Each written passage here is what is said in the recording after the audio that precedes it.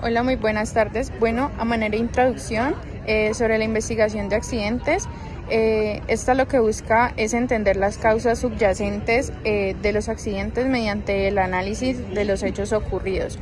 Una vez que se logra este objetivo, se buscan metas inmediatas para utilizar este conocimiento y diseñar así medidas correctivas. Bueno, vamos a hablar sobre el modelo de causalidad de Frank Beer, que es un modelo que se caracteriza por su insistencia casi obsesiva en encontrar el origen de los accidentes. De ahí el modelo en sí que haya construido sobre la base de la pregunta ¿por qué? Que es volver a repetir en cuanto se tiene la respuesta a la pregunta anterior, pero también tiene el tacto suficiente como para no irse a buscar las causas fuera de los muros de la empresa, porque su idea predominante es que la empresa pueda y deba tomar internamente las medidas de control que sean necesarias para prevenir las ocurrencias del. Bueno, primero tenemos las causas inmediatas, que son aquellas que directamente producen el accidente. Si bien en dos grupos, los actos subestándares que provienen de las personas y las condiciones subestándar que provienen del ambiente físico. Como consiguiente siguen las causas básicas, que son la respuesta a las preguntas por qué la gente incurre en actos subestándares y por qué existen condiciones subestándares. Esto puede ser tanto en factores personales como factores de trabajo. Continuamos con la metodología de investigación de accidentes. Como sabemos, en el ámbito de la salud ocupacional existen diversas metodologías o diagramas que nos ayudan a identificar la causa del accidente.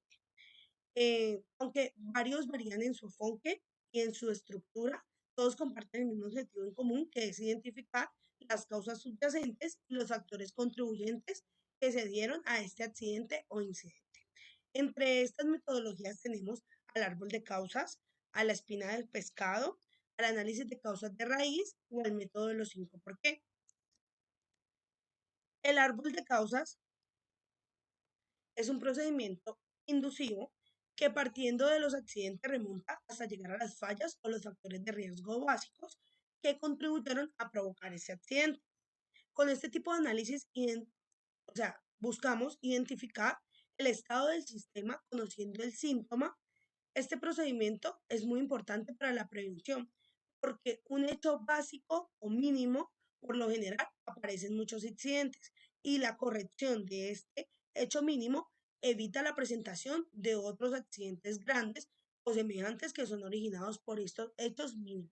La finalidad es prevenir que se repita este tipo de accidentes, descubrir los nuevos factores de riesgo donde se encuentren, facilitar la implementación de medidas correctoras, evitar la ocurrencia de los accidentes o incidentes.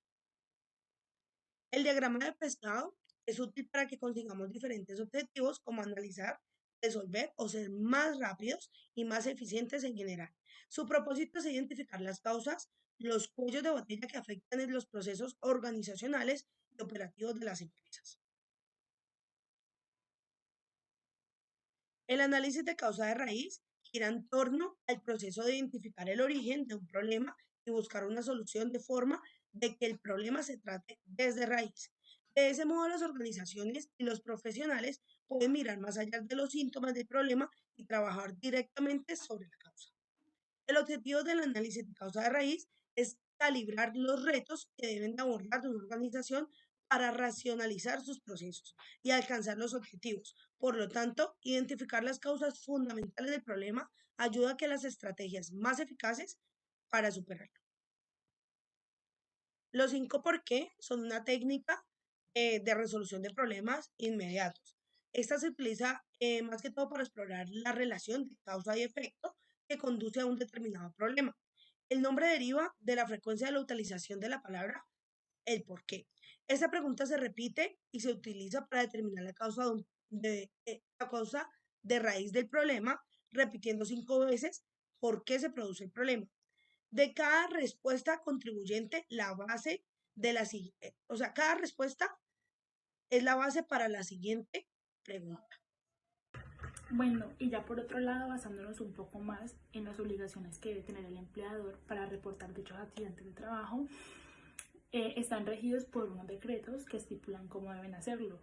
Primero que todo está el decreto 1295 de 1994, en el artículo 62, que nos especifica bien, que dice que todo empleador debe reportar una lesión, un accidente o una enfermedad de trabajo que se presente durante la empresa o en dicha actividad económica debe ser reportado a unas entidades promotoras que rigen todo el tema de estos accidentes.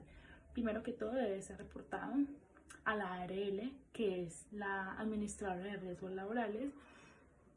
En segunda instancia debe ser reportado a la EPS, que es la entidad promotora de la salud, a la cual se encuentra el trabajador afectado. Y ya en casos más extremos se debe reportar al Ministerio de Trabajo si es un accidente mortal o un accidente pues más crítico y más grave. Debe ser reportado al Ministerio de Trabajo. Esto nos dice el decreto 1295 de 1994. Por otro lado tenemos lo que es el decreto 1072 del 2015, que es el decreto que nos refuerza lo que es las obligaciones que tiene el empleador para reportar dichos accidentes de trabajo.